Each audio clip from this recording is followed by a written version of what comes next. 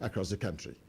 National Assembly correspondent Waziri Zayanu reports that this was contained in an order raised at plenary on Thursday. Senator Adeshola Adeye raised point of order lamenting the recent death of 3 youth corps members at different orientation camps in Kano, Bayelsa and Zamfara states. The death of 3 corps members, Ms. Ifedolapo Amonke Oladipo, Ms. Elechi Chiyerom, and Mr. Ukeme. I am consoled by the fact that the President had ordered investigation into this very terrible act of mischief and irresponsibility. It's high time we have to look and overhaul the NYSC as an agency of government. Mandate the Committee on Sports and Human Development to conduct thorough and comprehensive investigation into the circumstances surrounding the death of these young, vibrant, highly cerebral and promising Nigeria. In another point of order, Deputy Senate President Ike Ekweremadu made few remarks on the status of the current constitutional amendment effort. On the issue of local government administration, Section 7 of the Constitution was amended. The amendments in this section were essentially meant to strengthen local government administration in Nigeria by elaborately providing a uniform 3-year tenure for elected local government councils officials.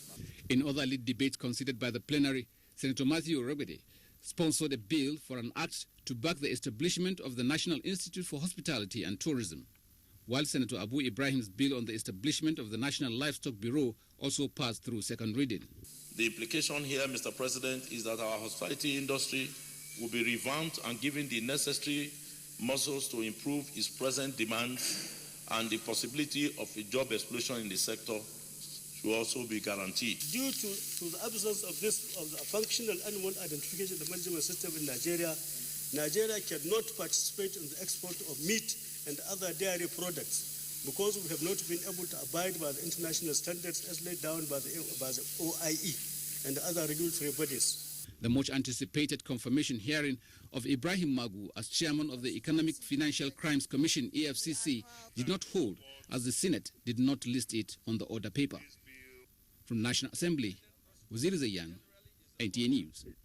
In the meantime, the House of Representatives has passed at second reading a bill for an act to make it mandatory for the President or governors to nominate ministers and commissioners within 30 days of taking oath of office. Members of Thursday's plenary urged the federal government to suspend the ban on importation of vehicles through land borders. National Assembly correspondent Ignatius Nku has that report. The sponsor of the bill on quick constitution of cabinet by the executive, sponsored by Representative Solomon Adelu from Abia State, explains that delay slows down the machinery of governance. This bill, when passed, Mr. Speaker, will require the President and the governors to attach the portfolio for each person nominated. A bill for an act to protect legislators from losing their seats after defection to another political party, sponsored by Representative Edward Pojok from Plateau State, and that for an act to establish the Chartered Institute of Pension Practitioners of Nigeria, sponsored by Representative Hassan Shekarau from Kaduna State, passed at second reading. By curtailing the rights of members to even move to another party, you are even curtailing their fundamental right. I think that section has even created confusion in the Supreme Court. I read that judgment, it didn't make sense to me. The need for a regulatory body that will take care of the pension practitioners so that the industry is sanitized. The House mandated its Committee on Healthcare Services to investigate the compliance rate of health maintenance organizations to the National Health Insurance Scheme in the past 8 years, as moved by Representative Chike Okafor from Imo State. It means that the HMOs and service providers have been paid well over 351 billion naira. Members also resolved to investigate Nigeria's lost artifacts, moved by Representative Ibrahim Ishaka from Ogun State. The House Committee on Banking and Currency submitted its report on 420.7 billion naira 2016. And to anti-corruption advocacy now, as wife of the president, Aisha Buhari launches a campaign for women to join the fight against corruption. Nigerian women have been enjoined to key in through the inculcation of right values in the children. Guests on NTA's Good Morning Nigeria affirmed this while discussing the topic, Women and Anti-Corruption Campaign. Oyeyemi Ajayi has details. No doubt, the important role women play in the society cannot be overemphasized. Right from the home front to the neighborhood, down to the society at large, Good Morning Nigeria believe in the reorientation of long-lost societal values, saying the involvement of women in the anti-corruption campaign is a clarion call, which all women must stand up to embrace. There's no reason why anybody's file should be missing. There's no reason why a file should stay more than 24 hours on your table. There's no reason why you cannot address a problem when it comes.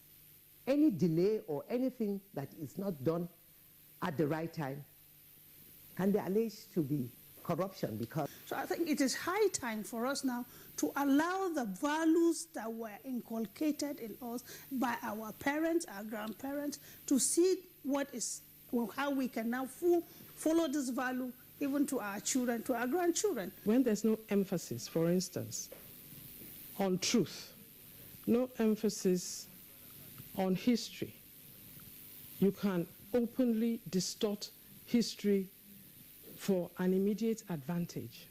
Some of the guests were of the view that the anti-corruption campaign debunks the belief that women should not be allowed to be heard in the society.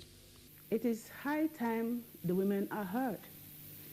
The women will fight corruption more if they are mainstreamed into policy-making positions, if they can take decisions that will affect the larger society.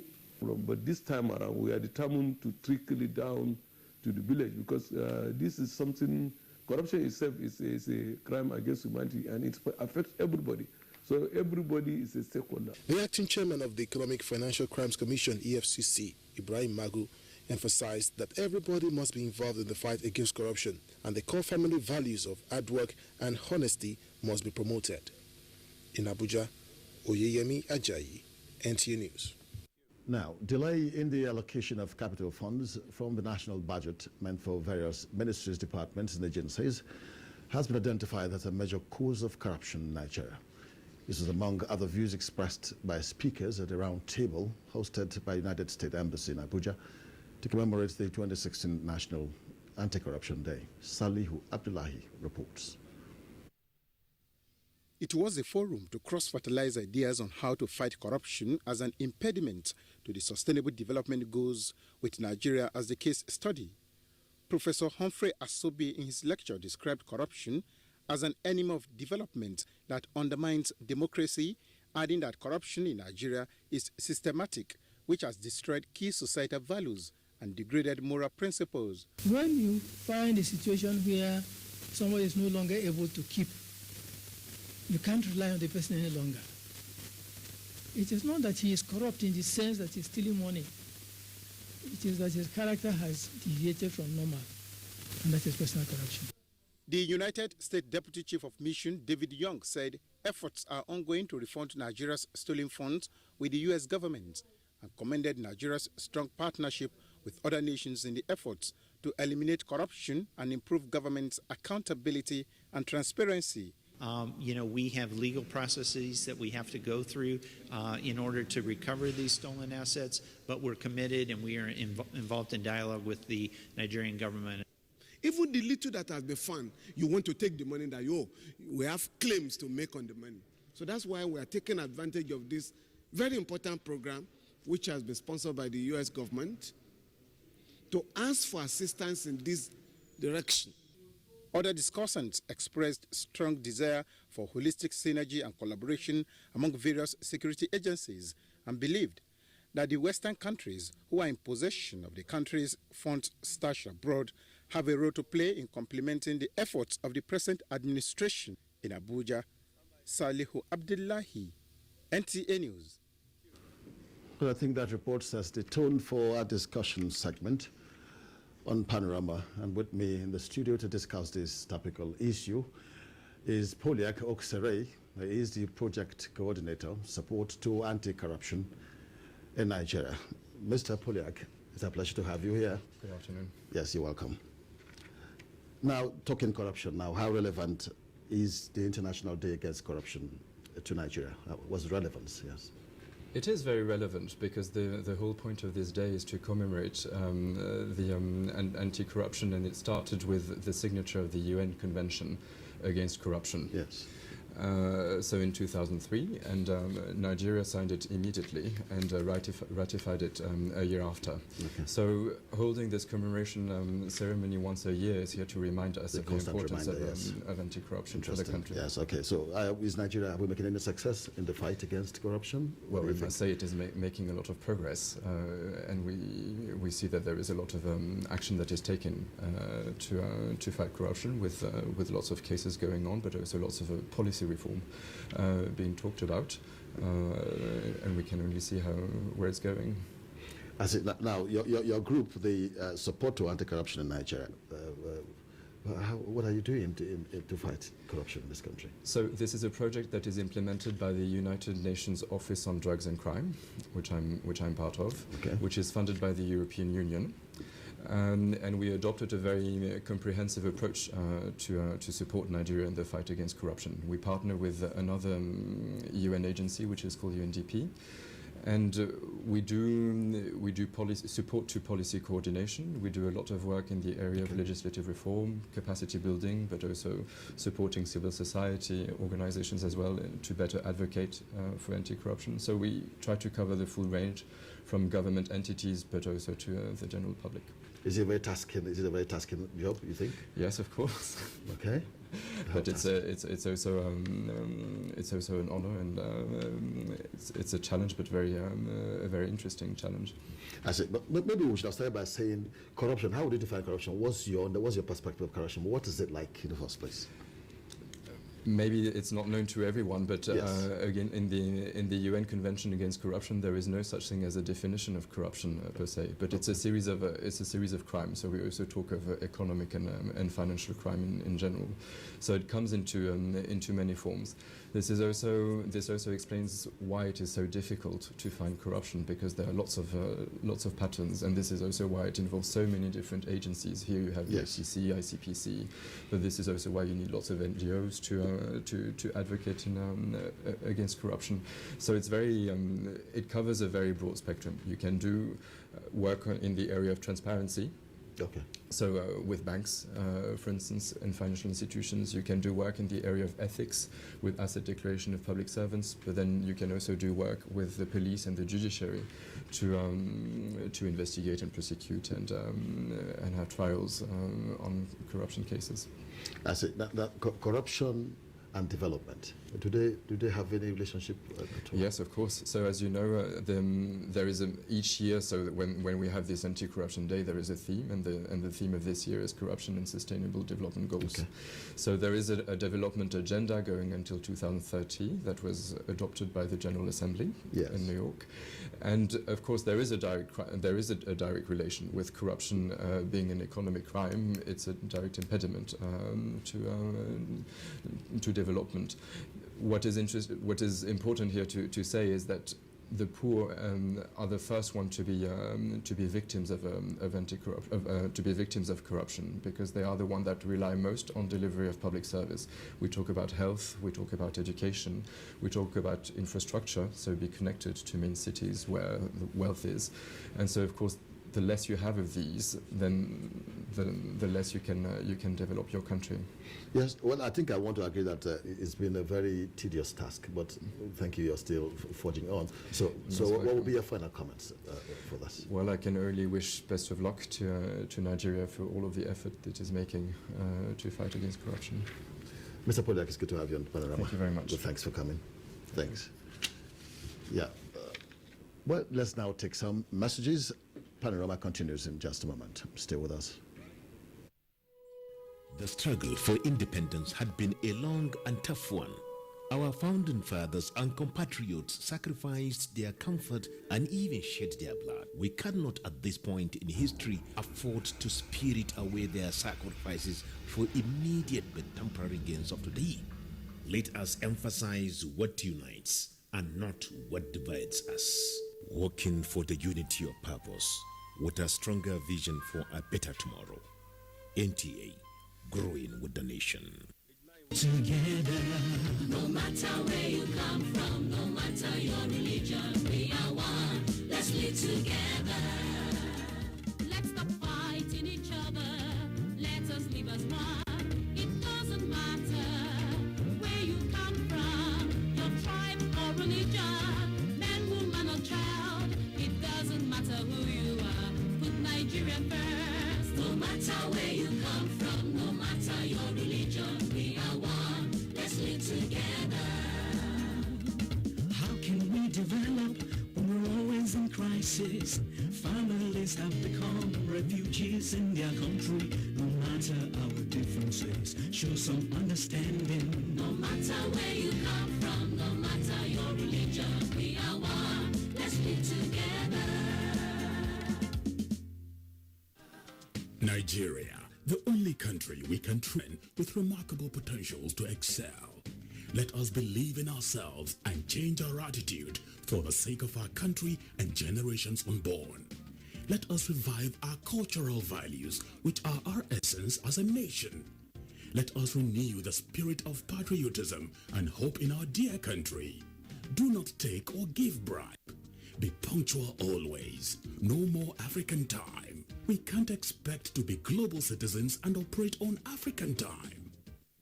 Join the queue. Insist that people are attended to on a first-come basis, no matter who they are or where they come from.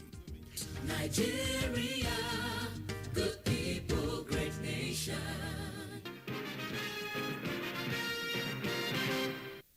We are still watching NTA News Panorama.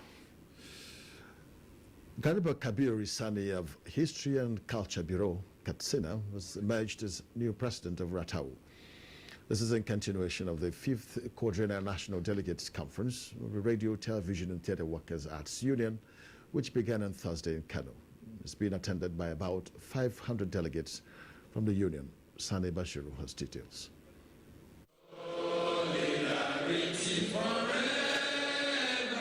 With the theme, the role of the media and cultural workers in the change agenda for economic sustainability, the conference brought together workers from the broadcast industry to deliberate on ways to move the industry forward and elect new national executives who will man the affairs of the union in the next 4 years.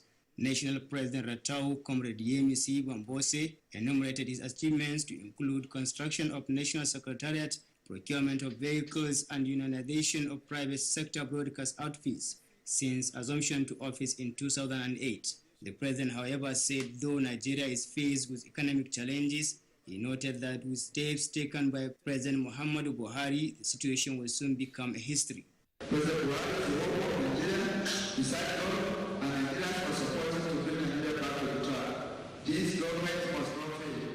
Kano State Governor, represented by the Deputy Professor Hafizu Abubakar, assured of state government's continuous support to the broadcast outfits in the states.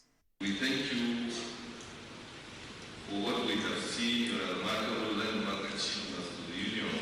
Various stakeholders, including the representatives of Director General NTA, expressed optimism that the conference will be the best ever witnessed by Ratau. What I have seen or I witnessed today is very much important. It shows that Ratau has come of age and it continues to do what it has been doing. Delegates were later conducted round by the Commissioner of Information, Muhammad Garba, to see projects initiated by Governor Ganduje's administration. In Kano, Sani Basiru, NTA News. The ongoing onslaught against Boko Haram has continued to receive commendation from good-spirited Nigerians. Latest is the Nightingale Less Privileged Care Foundation, which extended medical outreach to some internally displaced persons at camps within the FCT. Timothy Yusuf reports. Members of the non-governmental organization expressed joy that some displaced persons are already returning to their homes. To the armed forces, it is appreciation for sacrificing their lives for others to live. Considering the fact that health is wealth, displaced persons at the camps were treated of various ailments in addition to supply of drugs. Food items were also not left out of the gesture for the internally displaced persons. We care and love them, and to share their feeling of leaving their beloved home to where they are now. Those people that have no connection or no relation here, but they bother themselves purchasing some items, bringing some drugs, taking even their time and risk of transporting themselves, they come here. In fact, it's worth of emulation. The non-governmental organization plans to extend its assistance to the various states of concern in the Northeast. In Abuja, Timothy Yusuf, NTA News. The ideologies of selflessness and human dignity of late Fidel Castro of Cuba, combined with intellectual, emotional, and social capacity building that turned poor Cuba into a self-reliant country, have been recommended for leaders in Nigeria. This was the position at the night of tributes for Fidel Castro, organized by labor unions in collaboration with the Cuban embassy in Abuja. It Justice has details. Late Fidel Castro came to power in Cuba in 1959 through a revolution that was viewed from two schools of thought. Some perceived him as a dictator. Others, who appeared to be in the minority, saw him as a hero, a liberator, and a defender of Africa and poor nations. All these tributes are worthy of emulation. The man we are assembled here to honor, he indeed gave dignity to humanity. One symbol of Fidel is that of selflessness. For us, Fidel Castro is not God.